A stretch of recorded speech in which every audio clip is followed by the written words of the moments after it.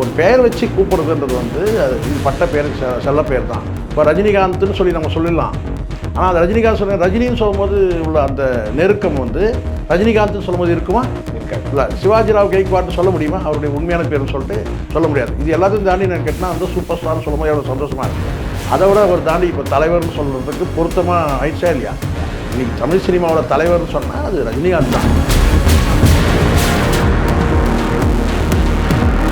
விஜயகாந்த் இருக்கும்போது மன்சூர் சில ப்ராப்பர்ட்டி, இந்த கேப்டன் டிவி அந்த சைடில் இருக்குது இல்லையா, அந்த நொலம்பூர் சைடில் அந்த ப்ராப்பர்ட்டிலாம் வந்து வாங்கி கொடுத்தது வந்து மன்சூர் அலிகான் வந்து இந்த ரியல் எஸ்டேட் பிஸ்னஸில் இருக்கிறவர் தான்.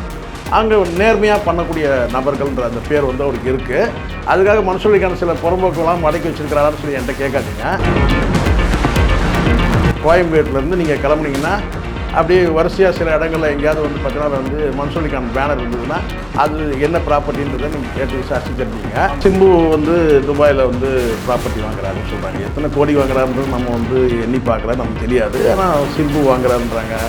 அது மாதிரி வந்து யுவன் சங்கர் ராஜா, அனிருத், இது மாதிரி பலரும் வந்து நிறைய நம்ம குறிப்பிட்டு சொல்ல முடியாது. பல நடிகர்களுக்கு அங்கே வந்து சொத்துக்கள் வாங்குறதுலாம் வந்து உண்மைதான். துபாயில் வந்து சொத்து வாங்குறத வந்து ஒரு பெருமையாக நினைக்கிறாங்க. நம்ம ஏதோ வந்து ரியல் எஸ்டேட் கம்பெனிக்கு நம்ம விளம்பரம் பேசுகிற மாதிரி ஆகிடக்கூடாது. இல்லை இவர் வாங்குறாரு அவர் வாங்குறாரு குறிப்பிட்டு சொல்கிறதா. இப்போ சமீபத்தில் நம்ம கேள்விப்பட்டது சிம்பு வாங்குறாருன்னு சொல்கிறாங்க. அதுக்கப்புறம் வந்து ஏற்கனவே யுவன் சங்கர் ராஜா வந்து அங்கே ப்ராப்பர்ட்டிங்க. இது மாதிரி நிறைய நடிகைகள் வந்து அஜித்தை தான் அப்ரோச் பண்ணுறாங்க. இதனால தான் அவருடைய படமே தள்ளி போகுது. யாருடைய படமே தள்ளி, அஜித் நடிக்கிற படமே தள்ளி போகிறதுக்கு காரணமே 2 காரணம் தான். ஒன்று, அவர் வந்து கார் ரேசிங் போகிறதுனாலையும், இன்னொரு பக்கம் ரியல் எஸ்டேட் பிஸ்னஸ் பண்ணுறதுனால. ஒரு படத்தில் நீங்கள் நடிச்சிங்கன்னா 150 கோடி 200 கோடி தரீங்க சார் நீங்கள், சரிங்களா? ஒரு 10 பேருக்கு ப்ராப்பர்ட்டி வாங்கி கொடுத்தாருன்னு வச்சுக்கோங்க, ஒரு 500 கோடி ஈஸியாக சம்பாரிச்சு போயிடலாம்ல. ஆமாம். நீங்கள் ரசிகர்கள் நீங்கள் வேணால் பணத்தை எதுவுமே கொடுத்து ஒரு 1/4 கிரவுண்டு 1/2 கிரவுண்டு வாங்க பாருங்கள், அதை தான் செய்ய முடியும். அவங்க பணம் சேர்ந்துருச்சு சார். உன்னை சந்தோஷப்படுறது தான் அவன் வேலை. நான் கேட்குறேன், பைத்தியக்காரன் புரிஞ்சுக்கணும். யார் அஜித்தோட ரசிகர்கள் சொல்கிறேன். என்ன கேலி கிண்டல் பண்ணுற நேரத்தில் உங்கள் குழப்பெல்லாம் விட்றாதீங்கடா, போய் உங்கள் குழப்பை போய் பாருங்கடான்னு. எப்படி நம்ம இங்கே அஜித் சொன்னால் மட்டும்தான் நம்ம என்ன நினைக்கிறோம், அஜித் சொல்லிட்டாரு, அறிவுரை சொல்லிட்டாரு. லெஜண்ட் சரவண் சொன்னதும், சரணஸ்வர் வந்து ஓனர் சொன்னதும் உண்மை. First car racing and real estate, அதுக்கப்புறம் தான் சினிமா வந்து தேர்ட் ஆப்ஷன் ஆகிடுச்சு. இதை புரிஞ்சுக்கிட்டு உங்கள் குழம்பு பாருங்கள். இல்லை உங்களுக்கு இதே இல்லை இதுதான் எங்கள் குழப்பு, இப்போ நடிகர்களை நாங்கள் தலையில் தூக்கி வச்சு தான் ஆடுறான்னு சொன்னால் அடுத்தடுத்து நிறைய பேர் இருக்கிறாங்கல்ல.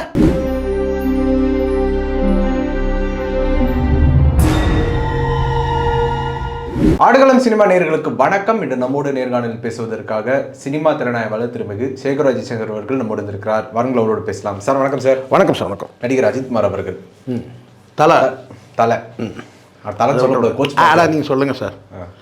அவர் விஜய் சொல்லும்போது நம்ம சொல்லக்கூடாதா? படத்திலே பயன்படுத்துகிறானுங்க. எல்லாத்தையும் அஜித் சொல்கிற எல்லாத்தையும் கேட்க முடியாது சார். நம்ம விருப்பம் தான் சார். அப்படின்னு சொல்கிறது விருப்பம் தான் நம்ம வந்து மரியாதையாக கொடுப்போம், அன்பாக கூப்பிட்றதான். இதை வந்து இன்னொருத்தர் சொல்லக்கூடாது. இல்லை இப்போ என் பேர் வந்து சேகவரா ஜெய்சங்கர்னு நான் ஃபுல்லாக இருக்கேன். சேகவரான்றாங்க, ஜெயின்றாங்க, ஜெய்சங்கர்ன்றாங்க. அப்படின்னா சொல்கிறது எல்லாத்துக்கும் கண்டிஷன் போடக்கூடாது சார். அப்படிங்களா சொல்கிறது நாம் எது இப்போ விருப்பமான பேரோ அதை வைப்போம். அப்படிங்களா சொல்கிறது ஒரு டைமில் அமெரிக்கா நாடு வந்து அவருடைய நாய்க்குட்டி இருக்குல்ல, ஜார்ஜ் புஷ்ன்னு நினைக்கிறேன், அநேகமாக புஷ் பீரியட்னு நினைக்கிறேன். நாய்க்குட்டிக்கு வந்து இந்தியான்னு பேர் வச்சுட்டோம். பெரிய பிரச்சனையாயிடுச்சு. நாய்க்குட்டிக்கு இந்தியான்னு பேர் வச்சுட்டோம். அது பெரிய சர்ச்சையாச்சு. எப்படி நாய்க்குட்டிக்கு இந்தியான்னு பேர் வைப்போம்? நம்ம இங்கே நாயை வந்து பார்க்குற பார்வை இருக்குது இல்லையா? இங்கே வந்து நம்ம வந்து எல்லாமே நம்ம ஜிக்ஜாக் தானே. இங்கே நம்ம எல்லாமே ஆடு மாடுகளை வந்து தெய்வமாக கும்பிடுவோம். அதே வந்து வெட்டி கைமா பண்ணி குருமா வச்சு சாப்பிடுவோம் தானே. அதே ஆடு மாடு தெய்வமாகவும் வந்து வணங்குவோம் மாட்டு பொங்கல் அன்னைக்கு. கரெக்ட் தானே? கரெக்டு. ஸோ அதுதான். அதனால நிறைய நமக்கிட்ட இங்கே நிறைய சிக்கல் நிறைய இருக்குதுன்னு வச்சுக்கேன். எதுன்னு கேட்டால் ஒரு பக்கம் இந்தியாவில் ஒரு மூலையில் வந்து அதே நாயை வந்து ஆக்கி தின்னுவானுங்க, இன்னொரு பக்கம் வந்து அதே நாயை வந்து பைரவான்னு சொல்லி வணங்குவாங்க. இங்கே நமக்கு நிறைய சிக்கல் இருக்குதுன்னு வச்சுக்கிறேன். அதெல்லாம் பேசினா பெருசாகும். அது தேவையில்லாமல் நம்ம வந்து சங்கிங்கள் ஓடியாது நம்மக்கிட்ட சண்டைக்கு வருவானுங்க. அதை விடுங்க. இதெல்லாம் வந்து எதுக்குன்னா இந்த பேர் சொல்லி கூப்பிட்றது செல்ல பேர் இருக்குது. இப்போ நான் அமெரிக்கா என்ன சொல்லிச்சு கேட்டேன்னா, ஜார்ஜ் செல்ல நாய்க்கு செல்ல அவர் ரொம்ப பெட்டுங்க அது. அதில் செல்லமாக இருக்கிறதுனா அன்பாக இருக்கிறதுக்காக உள்ள நெருங்கிய உறவு இருக்கிறதுனால நான் அந்த நாய்க்கு வந்து இந்தியான்னு பேர் வச்சார் சொல்லி சப்பக்கட்டு கட்டினாங்கன்னு வச்சுக்கங்களேன். அது வேறு விஷயம், அது உண்மையாக கூட இருக்கலாம் அவங்க சைடுலேருந்து பார்க்கும்போது. அந்த மாதிரி கேட்டால் ஒரு பெயர் வச்சு கூப்பிட்றதுன்றது வந்து அது இது பட்ட பேர் செல்ல பேர் தான். இப்போ ரஜினிகாந்த்னு சொல்லி நம்ம சொல்லிடலாம். ஆனால் அந்த ரஜினிகாந்த் சொல்ல ரஜினின்னு சொல்லும்போது உள்ள அந்த நெருக்கம் வந்து ரஜினிகாந்த்னு சொல்லும்போது இருக்குமா? இருக்காது. இல்லை சிவாஜிராவ் கெய்க்வாட்னு சொல்ல முடியுமா? அவருடைய உண்மையான பேர்னு சொல்லிட்டு சொல்ல முடியாது. இது எல்லாத்தையும் தாண்டி நான் கேட்டால் வந்து சூப்பர் ஸ்டார்னு சொல்லும்போது எவ்வளோ சந்தோஷமாக இருக்குது. அதை விட ஒரு தாண்டி இப்போ தலைவர்னு சொல்கிறதுக்கு பொருத்தமாக ஆயிடுச்சா இல்லையா? இன்றைக்கி தமிழ் சினிமாவோட தலைவர்னு சொன்னால் அது ரஜினிகாந்த் தான். காரணம் ரெக்கார்டு வேர்ல்டு ரெக்கார்டு இல்லையா? அதனால் இதெல்லாம் வந்து ரஜினிகாந்த் வந்து என்னை வந்து தலைவர்னு சொல்லாதீங்க, என்னை சூப்பர் ஸ்டார்லாம் சொல்லாதீங்க, ஏன்னா வந்து இதெல்லாம் வந்து என்ன கேட்டால் இயல்பாக கலந்து போயிடும். இதை சொல்கிறதுனால அவர் எளிமையானவர்லாம் சொல்கிறேன். இப்போ நீங்கள் அஜித் எடுத்துக்கிட்டிங்கன்னா இதனால் வந்து அவர் பிடிக்கல எளிமையானவர் சொன்னால் அந்த கட்டளை எல்லாருக்கும் பொருந்தும். ஒரு படத்திலே வைக்கலாம், தலைன்னு சொல்லி வசனம் பேச வைக்கலாம். அப்போ விஜய் பேசலாமா? விஜய் படத்திலே பயன்படுத்தலாமா தலைன்னு சொல்லிட்டு? அப்போ பேசணும்ல. ஏங்க என்னை வந்து அந்த மாதிரி சொல்கிறீங்க, என்னை தலைன்னா சொல்லாதீங்க சொல்லணும்ல. புரியுதுங்களா சொல்லுது? இதுதான் இங்கே வந்து நம்ம அஜித்தோட முரண் இல்லை, நம்ம விருப்பப்படி கூப்பிட்றோம். அது தலைன்றது நம்ம சொல்லுவோம். அஜித்குமார் கொஞ்சம் லெங்க்தாகவும் இருக்குது, தலைன்னு சொல்லிட்டு போய் நேர்ந்துடலாம். அவர் துபாயில் வந்து வீடுகள் வாங்கி கொடுக்குறாரு. அது இல்லாமல் அவரோட பயணிக்கிற F1 ரேசிங்கில் பயணிக்கிறவங்களுக்கு வீடுகள் வாங்கி கொடுக்குறாரு துபாயில். யாருக்கு வாங்கி கொடுக்குறாரு? யாருக்கு வாங்கி கொடுக்குறாருன்னா தன்னோட அவருக்கு நெருக்கமானவங்க இல்லை சக நடிகர்களுக்கு இருக்கலாம். அதுக்காக வந்து அஜித் வந்து ரியல் எஸ்டேட் புரோக்கர் ஆகிட்டாரு அப்படின்லாம் நினச்சிடாதீங்க. அப்படி கிடையாது. அதாவது அவருக்கு வந்து துபாயில் ஏற்கனவே நிறைய அவருக்கு ப்ராப்பர்ட்டிஸ்லாம் துபாயில் தான் இருக்குது, நிறையவே இருக்குது. அவருக்கு தேவையான ப்ராப்பர்ட்டிஸ் எல்லாமே இருக்குது. ஏன் ஒரு கட்டத்தில் துபாயிலே செட்டில் ஆக போகிறான்ற பேச்சு கூட இருக்குது. அங்கே வந்து அவருக்கு நெருக்கமான உறவு முறையில் அவருக்கு நெருக்கமானவங்க துபாயில் வந்து இருக்கிறாங்க. துபாய் அந்த நெருக்கமானவர்கள் மூலமாக துபாய் மன்னரோட கூட இவருக்கு நெருக்கம் இருக்குதுன்னு சொல்கிறாங்க. யாருக்கு? அஜித்துக்கு. மன்னர் குடும்பத்தை சார்ந்தவங்க கிட்ட நெருக்கம் இருக்குன்றாங்க. இதெல்லாம் எவ்வளோன்றது நம்ம சொல்ல முடியாது. இப்போ கார் ரேசிங்லாம் வந்த பிறகு அங்கே வந்து அதிகமான அந்த தொடர்புகள், கார் ரேசிங்கில் உள்ள தொடர்புகளில் உள்ளவங்க நிறைய பேர் வந்து அங்கே வந்து இந்த ரியல் எஸ்டேட் பண்ணக்கூடிய அந்த நெருக்கம் இருக்குதுன்னு சொல்கிறாங்க. இப்படி வந்து அங்கே வந்து ஒரு என்ன சொல்ல ஒரு பெரிய வந்து ஒரு களம் இருக்குது அவருக்கு. யாருக்கு? அஜித்துக்கு துபாயில். துபாயை பொறுத்த வரைக்கும் என்ன வந்து உங்களுக்கு தெரியும்ல, இந்த அரேபியன் எமிரேட்ஸ் UAEன்றாங்க, யுனைடெட் அரேபியன் எமிரேட்ஸ் தான் அந்த. ஆமாம், அந்த மன்னரே வந்து பார்த்தீங்கன்னா வந்து யுனைடெட் அரேபியன் எமிரேட்ஸோட ஒரு என்ன சொல்கிறது ஒரு துணை, துணை அதற்குன்னா அதுக்கு துணை தலைவர்ன்ற அந்த பதவியில் இருக்கிறார். ஒரு டெபுட்டியாக வந்து யுனைடெட் அரேபியன் எமிரேட்ஸோட ஒரு டெபுட்டி பிரசிடென்ட்னு சொல்லலாம். அந்த மாதிரியான ஒரு பெரிய அந்தஸ்துள்ள ஒருத்தர் இருக்கிறாரு. ரெண்டாவது வந்து அங்கே இருக்கிற வந்து அந்த மன்னருக்கு பிரதமர்ன்ற பொறுப்பும் பாதுகாப்புத்துறை அமைச்சர் 2 பொறுப்புமே அவர்கிட்ட பெரிய பொறுப்புகள் எல்லாமே. ஒரு பக்கம் யுனைடெட் அரேபியன் எமிரேட்ஸோட வைஸ் பிரசிடென்ட், இன்னொரு பக்கம் வந்து பிரைம் மினிஸ்டர், டிஃபென்ஸ் மினிஸ்டர் எல்லாம் அவங்க பெரிய பொறுப்புகளோடு அங்கே இருக்கிற நாடு. அந்த நாடு வந்து சுற்றுலாவில் வந்து பெரிய அளவில் கவனம் செலுத்துகிறாங்க. அங்கே சொத்துக்கள் வாங்கிறது வந்து எளிமையாக இருக்குது. ரெண்டாவது வந்து மணி வேல்யூ வந்து அமெரிக்கன் டாலருக்கும் துபாய்க்கும் ஈக்குவல்னு சொல்லப்படுது. ஸோ இப்படி சில சௌகரியங்கள்லாம் இருக்குல்ல. அதனால் வந்து அங்கே வந்து ப்ராப்பர்ட்டி வாங்கிறதுக்கு நிறைய பேர் விருப்பப்படும் போது அப்படி வந்து அப்ரோச் பண்ணும்போது அஜித்தை வந்து அப்ரோச் பண்ணி வாங்கிறது நம்ம பார்க்குறோம். பலரும் வந்து வாங்கியிருக்கிறாங்க, அங்கே சொத்துக்கள் இன்னும் வாங்கிட்டு இருக்கிறாங்க. அது ஒரு மீடியேட்டராக செயல்படுறாருன்னு வேணால் சொல்லலாம் அஜித்தை. இப்போ இதில் நடிகர்கள்லாம் இதில் பயனடைகிறாங்க அப்படின்னு பார்க்கலாமா? ஆமாம் சார். இப்போது இங்கே நம்ம தமிழ்நாட்டை எடுத்துப்போமே, இந்தியாவில் தமிழ்நாட்டை எடுத்துட்டிங்கன்னா ப்ராப்பர்ட்டி வாங்கி விற்கிறதுக்கு இந்த நடிகர்கள் வாங்கி விற்கிறாங்க இல்லையா, அதில் நம்பிக்கைக்குரிய நபர்களுக்கு வந்து கிடைக்கிறது ரொம்ப கஷ்டம். பல நடிகர்கள் ஏமாந்த கதைலாம் இருக்குது. சொத்துக்களை வாங்கும்போது அந்த சொத்து குறித்த அந்த நாலேஜ் இருக்குல்ல, அந்த டாக்குமெண்ட் நாலேஜ்னு சொல்லுவாங்களே, அந்த டாக்குமெண்ட் படிக்கிறதா இல்லை வில்லங்கங்கள் ஏதாவது இருக்கா, அந்த ரியல் எஸ்டேட் அனுபவங்கள் இல்லாத எல்லாருக்குமே அந்த அனுபவம் இருக்க போகிறதில்ல. அப்போ அவங்க நம்பக்கூடிய மனிதர்கள் வந்து ஏமாற்றக்கூடிய சூழல் இருக்குது. இப்போ உதாரணத்துக்கு நமக்கு ரொம்ப ஆழமாக உள்ளே போக முடியாது. இப்போ சிங்கமுத்துக்கும் இவருக்கு என்ன பிரச்சனை நடந்துச்சு, வடிவேலுக்கு என்ன பிரச்சனை நடந்துச்சு, இந்த சொத்துக்கள் வாங்கிறது விற்கிறது தான் அந்த பிரச்சனை இருந்துச்சு. அப்போ அதே மாதிரி கௌதமிக்கும் ஒரு பிரச்சனை நடந்துச்சு, சொத்து வாங்கிறதுல தான் வந்து ஏமாற்றிட்டாங்க. ஏமாத்துறதே நடந்தது யாருக்கு, கௌதமிக்கு. அது கோர்ட்டு கேஸு போலீஸ் ஸ்டேஷன் இந்த பஞ்சாயத்து நடந்து தெரியும். பிரேமலா இவ்வளோ விஜயகாந்தோட மச்சம் சுத்தீஷ் இருக்கிறார்ல, அவர் வந்து ஒரு ப்ராப்பர்ட்டி வந்து இந்த சைடில் புழல் சைடில் ஒரு பெரிய ப்ராப்பர்ட்டி வந்து அடுக்குமாடி கட்டுறதுல ஒரு வீடு கிடையாது, ஒரு பெரிய கொத்துன்னுவாங்க இல்லையா, பஞ்சாக இருக்கும் பாருங்கள் ஒரு வருஷம். அதில் வந்து மிகப்பெரிய ஒரு மோசடி நடந்து அதை வந்து கைது செய்யப்பட்டு வழக்கிறது. இப்படி பிரபலங்கள் எல்லாருமே வந்து இந்த சொத்துக்கள் வாங்கும்போது நிறைய கஷ்டங்கள் அனுபவிக்கிறாங்கன்றத நம்ம வந்து செய்தியாக நம்ம வந்து பார்க்குறோம். அப்படி இருக்கும்போது விஜயகாந்த் இங்கே சில பேர் வந்து விஜயகாந்த் இருக்கும்போது மன்சூர் அலிக்கான சில ப்ராப்பர்ட்டி, இந்த கேப்டன் டிவி அந்த சைடில் இருக்குது இல்லையா, அந்த நொலம்பூர் சைடில் அந்த ப்ராப்பர்ட்டிலாம் வந்து வாங்கி கொடுத்தது வந்து மன்சூர் அலிகான். மன்சூர் அலிகான் வந்து இந்த ரியல் எஸ்டேட் பிஸ்னஸில் இருக்கிறவர் தான். அங்கே நேர்மையாக பண்ணக்கூடிய நபர்கள்ன்ற அந்த பேர் வந்து அவருக்கு இருக்குது. அதுக்காக மன்சூர் அலிகான் சில புறம்போக்கெல்லாம் மடக்கி வச்சுருக்கிறாரான்னு சொல்லி என்கிட்ட கேட்காதீங்க, அது நீங்களே ஆராய்ச்சி பண்ணி தெரிஞ்சிங்க. நீங்கள் அதுக்கு இங்கேருந்து நீங்கள் எங்கேருந்து கிளம்பணும்னு கேட்டிங்கன்னா, கோயம்பேட்டிலேருந்து நீங்கள் கிளம்புனீங்கன்னா அப்படியே வரிசையாக சில இடங்களில் எங்கேயாவது வந்து பார்த்தீங்கன்னா வந்து மன்சூர் அலிகான் பேனர் இருந்ததுன்னா அது என்ன ப்ராப்பர்ட்டின்றதை நீங்கள் கேட்டு விசாரித்து தெரிஞ்சிங்க. அதெல்லாம் இருக்குது. சரி, இதெல்லாம் இருக்குட்டு விட்டுருங்க. ஆனால் வந்து நடிகர்கள் பெரும்பாலும் வந்து சொத்துக்கள் வாங்கி கொடுக்கும்போது நேர்மையாக நடந்துக்கிட்டார் மன்சூர் அலிகான் தான் சொல்கிறாங்க.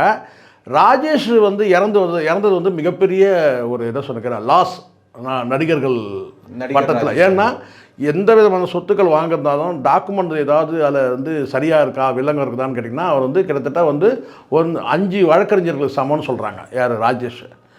பல பேருக்கு சொத்துக்கள் குறித்து ஏதாவது சந்தேகம்னா அவர் வந்து ரொம்ப கிளியராக வந்து எக்ஸ்பிளைன் பண்ணுறது யாருன்னா ராஜேஷ், நடிகர் ராஜேஷ். அவர் இறந்துட்டார், தெரியலையே. ஸோ இந்த மாதிரி வந்து நிறைய நடிகர்கள் நடிகைகள் வந்து சொத்துக்கள் வாங்கிறதுல வந்து நிறைய ஏமாந்துருக்கிறாங்க. நான் சொல்கிறது தமிழ்நாட்டில்.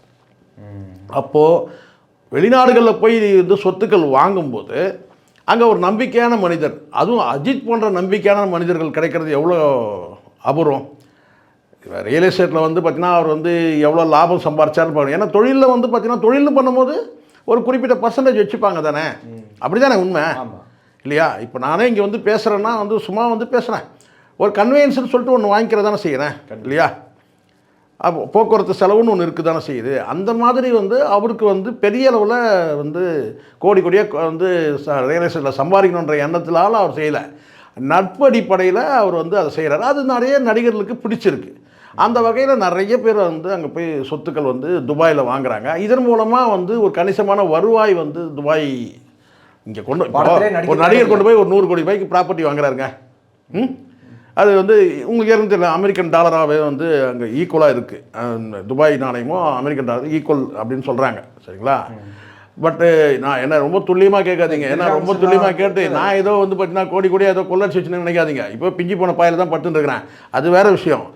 எதுக்கு நான் இது சொல்கிறேன்னா, அங்கே வந்து சொத்துக்கள் வாங்கும்போது ஒரு 100 கோடி ரூபாய் ஒரு நடிகர் மூலமாக வருது, இன்னொரு நடிகர் மூலமாக 100 கோடி, இப்படி வந்து கேட்டால் ஒரு சில ஆயிரம் கோடி வந்து வருமானம் அங்கே வந்து அந்த ப்ராப்பர்ட்டி வாங்கும்போது இல்லை அங்கே கட்டுமானம் செய்யும் போது இதை வரும்போது அங்கே வந்து ஒரு தொழில் வளருது. சுற்றுலா ஸ்தலமாக அது பெரிய நடிகைகள்லாம் வந்து இங்கே வீடுகள் வாங்கும்போது அதன் மூலமாக வந்து இன்னும் கொஞ்சம் பிரபலமாகக்கூடிய வாய்ப்பு, சுற்றுலா ஸ்தலமாக மாறுறதுக்கான வாய்ப்பு நிறைய இருக்குது. இப்போ உதாரணத்துக்கு இப்போ நாமளே என்ன செய்யறோம், ஒரு டைமில் வந்து கோடம்பாக்கம் ஃபுல்லாக வந்து நடிகர்கள் வந்தோன்னா கோடம்பாக்கத்தை ஃபுல்லாக இருக்கிறாங்க. நீங்கள் ஒரு டைமில் பிரசாத் ஸ்டுடியோவில் போனாலே வெளியிலேயே நடிகர்கள் சினிமா இருந்தது. கோடம்பாக்கனாலே வந்து அது வந்து சினிமா வந்து சினிமா பட்டின்னு இருந்துச்சு. இந்த கோவூர்னு பக்கத்தில் ஒரு கோவூர்னு ஒரு ஊர் இருக்குது, இங்கே நான் சொல்கிறது குன்றத்தூர் போகிற ரூட்டில். அந்த கோவூர் ஒரு டைமில் வந்து பார்த்திங்கன்னா வந்து 100லாம் கிடையாது, 200லாம் கிடையாது, ஒரு 1000 படத்துக்கு ஆயிரக்கணக்கான படங்களுக்கு வந்து இன்றைக்கி இல்லை காலமாக வந்து ஒரு ஆயிரக்கணக்கான படங்கள் வந்து அங்கே ஷூட்டிங் எடுத்துருக்குறாங்க. அங்கே ஒரு கோயில் இருக்கும், கோயில் வழிநடுக்க வந்து பார்த்திங்கன்னா வந்து அசோக மரங்கள் இருக்கும். அந்த கோயில் திருவிழா காட்சினா அங்கே வைப்பாங்க. ஊரில் ஏதாவது பஞ்சாயத்துனா இந்த மாதிரி பல காட்சிகள், தெலுங்கு படம், தமிழ், கன்னடம், எல்லாம் ஹிந்தி, எல்லா படம் வந்து அங்கே வந்து ஒரு கிராமமாக காட்டணுன்னா அதுன்னா இன்றைக்கி வந்து பார்த்திங்கன்னா வந்து அதோட தொன்மையே மாறி இருக்குது டோட்டலாக. அதோடைய அந்த அந்த கிராமத்தோட அழகே மாறி இன்றைக்கி. ஏன்னா ரியல் எஸ்டேட், ஏன்னா சுற்றி வயல் இருக்கும், இப்போ வயலே இல்லை, இன்னைக்கு அதை ஒரு கிராமமாக காட்ட முடியாது இன்றைக்கி. அந்த அளவுக்கு கோவூர்ன்றது வந்து பார்த்தீங்கன்னா போரூர் பக்கத்தில், இங்கே சென்னையிலேருந்து ஒரு 20 கிலோமீட்டர் தான் இருக்கும். அப்படி மாறி இருக்கு, அந்த அந்த பகுதியே மாறிச்சு. ஏன்னா காரணம் ரியல் எஸ்டேட் வளர்ச்சி. அந்த மாதிரின்னா அது இன்னும் கொஞ்சம் சில நாட்களில் யாராவது நடிகர்கள் அங்கே வாங்கியிருக்கிறான்னு கேட்டால் நிச்சயமாக இல்லை. எல்லா வயலுமே வீடுகளாக மாறி இருக்குது. அது வந்து அந்த மக்கள் வந்து ஒரு கட்டத்தில் வந்து கோவூர்ன்ற அந்த அடையாளமே எப்படின்னு கேட்டிங்கன்னா, அந்த ஷூட்டிங் எடுக்கிற ஸ்பாட், அது சினிமா பட்டினே சொல்லுவாங்க. சினிமா பட்டி, அது பேரே சினிமா பட்டினே சொல்லுவாங்க. அந்த மாதிரி இருக்குது. ஸோ அப்படி இருக்கும்போது இப்போது துபாய் வந்து கிட்டத்தட்ட வந்து ஒரு கோவூர் மாதிரி இருந்து இன்றைக்கி ரியல் எஸ்டேட்டில் வந்து பெரிய அளவில் பேசப்படுற நகரமாக ஆயிடுச்சு. உலக அளவில் இருந்து வந்து அங்கே வந்து ப்ராப்பர்ட்டியை வந்து வாங்கிறதுக்கு. ஏன்னா வந்து இந்தியாவில் வந்து பல நடிகர்கள், அது நம்ம சொல்கிறது நம்ம வந்து ஏதோ தமிழ்நாட்டில் இருக்கிற நடிகர் மட்டும் கிடையாது. ஆந்திராவிலேருந்து கூட வாங்கலாம், இல்லை கர்நாடகாவிலேருந்து வாங்கலாம், மும்பையிலேருந்து வாங்கலாம். ஸோ இந்தியாவில் வந்து பலரும் வந்து ப்ராப்பர்ட்டி வாங்கக்கூடிய இடமா வந்து அங்கே துபாய் இருக்குது. அதில் ஒரு மீடியேட்டர்னும் போது நீங்கள் புரோக்கர்னு சொன்னாலும் சரி, மீடியேட்டர் இன்னும் எல்லாம் மீனிங் ஒன்று தான். ஆனால் வந்து ஒரு நேர்மையான ஒரு மனிதர் கிடைக்கணும்ல இந்த தொழில். இந்த சொத்து வாங்கும்போது, அதுவும் வெளிநாட்டை போய் சொத்து வாங்கும்போது பலரும் வந்து ஏமாந்துறதுக்கூடிய வாய்ப்பு இருக்குது, ஏமாறதுக்கான வாய்ப்பு இருக்குது. அதை வந்து அஜித் வந்து வேலைக்கு போகிறவங்களே ஏமாந்து போகிறாங்க. ஆமாம். அப்போ அஜித் வந்து அதை வந்து செய்கிறாரு, பல நடிகர்களுக்கு வாங்கி கொடுத்துருக்காரு. எந்தெந்த நடிகர்கள்லாம் இந்த மாதிரி வெளிநாடுகளில் நிலங்கள் வாங்கியிருக்கிறாங்க அப்படின்னு குறிப்பிட்டு நம்ம சொல்ல முடியாது. இப்போ சமீபத்தில் சிம்பு வந்து துபாயில் வந்து ப்ராப்பர்ட்டி வாங்குறாருன்னு சொல்கிறாங்க. எத்தனை கோடி வாங்குறாருன்றது நம்ம வந்து எண்ணி பார்க்கல, நமக்கு தெரியாது. ஆனால் சிம்பு வாங்குறாருன்றாங்க. அது மாதிரி வந்து யுவன் சங்கர் ராஜா, அனிருத்து, இந்த மாதிரி பலரும் வந்து நிறைய நம்ம குறிப்பிட்டு சொல்ல முடியாது. பல நடிகர்களுக்கு அங்கே வந்து சொத்துக்கள் வாங்கிறதுலாம் வந்து உண்மை தான். அதனால் எண்ணற்ற நடிகர்கள் வந்து, நான் சொல்கிறது இங்கே மட்டும் கிடையாது, தமிழ்நாடு மட்டுமே கிடையாது, ஆந்திரா, துபாயில் வந்து சொத்து வாங்கிறத வந்து ஒரு பெருமையாக நினைக்கிறாங்க. நம்ம ஏதோ வந்து ரியல் எஸ்டேட் கம்பெனிக்கு நம்ம விளம்பரம் பேசுகிற மாதிரி ஆகிடக்கூடாது இல்லை, இவர் வாங்குறாரு அவர் வாங்குறாருன்னு. குறிப்பிட்டு சொல்கிறதா இப்போ சமீபத்தில் நம்ம கேள்விப்பட்டது சிம்பு வாங்குறாருன்னு சொல்கிறாங்க. அதுக்கப்புறம் வந்து ஏற்கனவே யுவன் சங்கர் ராஜா வந்து அங்கே ப்ராப்பர்ட்டிங்க. இது மாதிரி நிறைய நடிகைகள் வந்து அஜித்தை தான் அப்ரோச் பண்ணுறாங்க. இதனால தான் அவருடைய படமே தள்ளி போகுது. யாருடைய படம் தள்ளி போகுது? அஜித் நடிக்கிற படமே தள்ளி போகிறதுக்கு காரணமே 2 காரணம் தான். ஒன்று, அவர் வந்து கார் ரேசிங் போகிறதுனாலையும், இன்னொரு பக்கம் ரியல் எஸ்டேட் பிஸ்னஸ் பண்ணுறதுனால. ஒரு படத்தில் நீங்கள் நடிச்சிங்கன்னா 150 கோடி 200 கோடி தரீங்க சார் நீங்கள், சரிங்களா? ஒரு 10 பேருக்கு ப்ராப்பர்ட்டி வாங்கி கொடுத்தாருன்னு வச்சுங்க, ஒரு 500 கோடி ஈஸியாக சம்பாரிச்சிட்டு போயிடலாம்ல. ஆமாம், உண்மை தானே அது? டபுள் வருமானம். அதனால் அவர் படத்தில் நடிக்கிற இந்த பைத்தியக்கார பசங்களான்னு கேட்டால், அஜித் எப்போ அடுத்த படத்தில் நடிப்பார், அஜித் எப்போ அடுத்த படத்தில் நடிப்பாருன்னு சொல்லிட்டு யார் இவனுங்கெல்லாம்? அவன் வந்து வியாபாரத்தில் கவனம் செலுத்துகிறான். அவன் வந்து தொழில் வியாபாரம் பிஸ்னஸ் சார் அது. அவர் ரசிகர்களுக்கு என்ன சொல்றாங்க? நீங்கள் ரசிகர்கள் நீங்கள் வேணால் பணத்தை எதுவுமே கொடுத்து ஒரு 1/4 கிரவுண்டு 1/2 கிரவுண்டு வாங்க பாருங்கள், அதை தான் செய்ய முடியும். அவங்களுக்கு பணம் சேர்ந்துருச்சு சார், உன்னை சந்தோஷப்படுறது தான் அவன் வேலை. நான் கேட்குறேன், பைத்தியக்காரனுக்கு புரிஞ்சிக்கணும். யார்? அஜித்தோட ரசிகர்களே சொல்கிறேன். இவங்க அடுத்த படம் எப்போ நடிப்பார், அடுத்த படம் நடித்தா எவ்வளோ சம்பளம் தருவீங்க? நீங்கள் 100 கோடி 150 கோடி தருவீங்க. அங்கே இந்த ரியல் பிஸ்னஸில் வந்து பார்த்தீங்கன்னா 500 கோடி 1000 கோடி ஈஸியாக சம்பாரிச்சிட முடியும். ஏன்னா வருஷம் கட்டி நிற்கிறாங்க அஜித்தோட அப்பாயின்மெண்ட்டுக்காக. ஏன்னா ஃபுல் அண்ட் ஃபுல் வந்து ரியல் எஸ்டேட் பிஸ்னஸில் இறங்கிட்டார். அதுதான் தகவல். அந்த அளவுக்கு வந்து அந்த துபாயில் அந்த அளவுக்கு அவருக்கு வந்து நெருக்கம். அதில் இன்னொரு பக்கம் கார் ரேசிங்கும் வந்து பார்த்தீங்கன்னா அங்கே ஒரு தளம் அமைக்கிறாங்க, அதுக்கான வேலை இருக்குது. அந்த லிங்க், அந்த தொடர்பு சோர்சஸ் வந்து நிறைய வந்து துபாயில் வந்து அவருக்கு இருக்குது. நாளைக்கு இதே துபாயோட அந்த அம்பாசிடராக கூட ஆயிடலாம் நாளைக்கு. பெரிய சொல்கிறேன், அந்தளவுக்கு வந்து செல்வாக்கு அதிகமாக இருக்குது. அவருடைய களம் அங்கே இருக்குது, ஃபீல்ட் ஆகிடுச்சு. அதுக்கப்புறம் நீங்கள் படத்தில் நடிக்கலையேன்னு சொல்லி கேட்டால் அவங்க வேண்டாம் இருப்பதான் நான் கேட்டேன். இதோட மிதமிஞ்சி பணம் இருக்குது சார். மிதமிஞ்சி ரியல் எஸ்டேட்டில் பணம் வரும்போது இதுதானே ஆதாரம். இந்த சினிமா கல்ட்டுன்றது ஆதாரம். அவர் சக நடிகர்களுக்கு தான் அங்கே வாங்கி தரார். வேறு அதை தாண்டி மற்றவங்க எப்படி நெருக்கன்னு தெரியாது. மற்றவங்க நெருக்கமானவங்க வாங்கி தரலாம். நாளைக்கு நீங்கள் கூட பணம் இருந்துன்னு கேட்டால் நீங்கள் வந்து சுரேஷ் சந்திரா கிட்ட போயிட்டு, சார் வந்து எனக்கு இடம் ஒன்று கேட்டால் உடனே கான்டாக்ட் பண்ணி விடுப்பேன். இதுதான் இந்த புரோக்கரை வேலை தானே செஞ்சுன்னு இருக்காங்க. அதனால தான் நம்ம புரோக்கர்னு சொல்கிறோம். ஸோ அதனால் வந்து இந்த அப்பாவி ரசிகர்லாம் நினைக்கிறாங்க, தலை எப்போ அடுத்த படம் நடிப்பார், சார். இருந்தாலும் எங்களுக்கு ஒரு எதிர்பார்ப்பு இருக்கும்ல சார் அஜித் சார். எதிர்பார்ப்பு நான் என்ன சொல்கிறேன்னா, எதிர்பார்ப்புலாம் இருக்க வேண்டியது தான். அவன் பொழப்பை பார்க்குறான் சார். இதுக்கு தான் நான் இந்த இடத்துல நம்ம தம்பின்னு சொல்லக்கூடாது, தம்பின்னு கூட சொல்லலாம். ஆனால் சொன்னால் சிக்கலாக இருப்பது 9000. அது வேறு பெரிய ஆள், சாதாரண ஆள் கிடையாது. நான் வேறு வாய் தவிர தம்பின்னு வேறு சொல்லிட்டேன். யார் சார்? நம்ம லெஜெண்ட் சரவணன். அவரை வந்து என்ன செஞ்சாங்கன்னா, ஒரு முறை என்ன சொல்லிட்டாங்க, அவரு கூட வாங்குறாரு, துபாயில் வாங்குறாரான்னு கேட்காதீங்க. அவருக்கு ஏற்கனவே கடை இருக்கான்னு எனக்கு தெரியாது. நான் வேறு சொன்னேன். ஒரு முறை அவர் இந்த சினிமாவில் நடிக்கும்போது எல்லாரும் அவரை வந்து உருவ கேலி பண்ணாங்க. யாரை? லெஜண்ட் சரவணன். அப்போ அவர் என்ன சொன்னார் தெரியுமா? உருவ கேலி பண்ண அந்த சில நடிகருடைய ரசிகர்கள், சினிமாவை சார்ந்தவர்கள் பலரும் வந்து லெஜண்ட் சரவணன் வந்து கேலி கிண்டல் பண்ணாங்க. அவருடைய உருவத்தை வச்சு, அவருடைய தோற்றத்தை வச்சு இதெல்லாம் தேவையா அப்படி இப்படின்னு சொல்லிட்டு பண்ணாங்க. அப்போது சொன்னார், அண்ணாச்சினே சொல்லிவிடுவோம், நம்ம தம்பின்னு தெரியாமல் சொல்லிட்டோம், அவங்க ஆளுங்கெல்லாம் அடிக்கடிக்க வந்துட்டாங்கன்னா. அண்ணாச்சி அப்போ என்ன சொன்னார்னா, அண்ணாச்சி சரவணாஸ்வரர் அண்ணாச்சி அருள் தானே அவர் பேர். அவர் என்ன சொன்னார் தெரியுமா? அப்போது என்னை கேலி கிண்டல் பண்ணுற நேரத்தில் உங்கள் பொழப்பெல்லாம் விட்றாதீங்கடா, போய் உங்கள் பொழப்பை போய் பாருங்கடான்னாரு. எப்படி? உங்கள் பொழப்பு நம்ம இங்கே அஜித் சொன்னால் மட்டும்தான் நம்ம என்ன நினைக்கிறோம், அஜித் சொல்லிட்டாரு, அறிவுரை சொல்லிட்டாரு.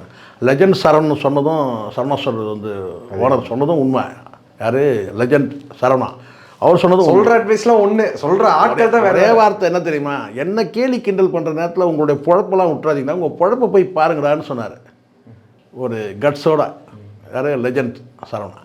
அந்த மாதிரி இப்போ இந்த இடத்துல சொல்ல வேண்டியது இருக்குது. என்னென்னு கேட்டிங்கன்னா, டேய் அஜித் வந்து அவர் ரியல் எஸ்டேட் வேலையை பார்க்குறாரு, பிழைக்கிற வேலையை பார்த்துருக்கிறாரு, நீங்கள் போய் பிழைக்கிற வேலையை போய் பாருங்கடான்றேன். யார்? நான் சொல்கிறது இந்த அஜித் ரசிகரில் சொல்கிறேன், அப்பாவி ரசிகர் தான் சொல்கிறேன்.